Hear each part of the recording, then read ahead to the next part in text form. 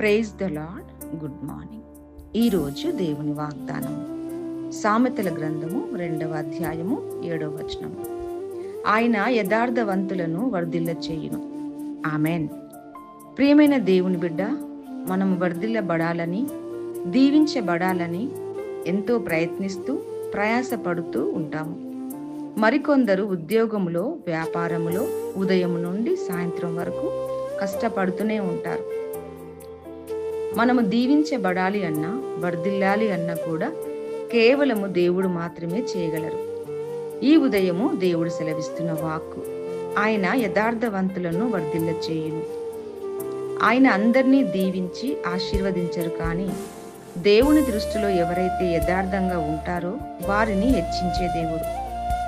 మనలో అనేకులు యథార్థతను కోల్పోయి ఒకరిని ఒకరు మోసపుచ్చుకుంటూ అబద్ధాలతో జీవితాలను గడిపేస్తూ ఉంటారు. కనీసం కుటుంబాలలో కూడా నమ్మకంగా, యథార్థంగా లేకుండా జీవిస్తారు. దాని వలన ఎన్నో కుటుంబాలు విడిపోతూ, కూలిపోతూ ఉన్నాయి.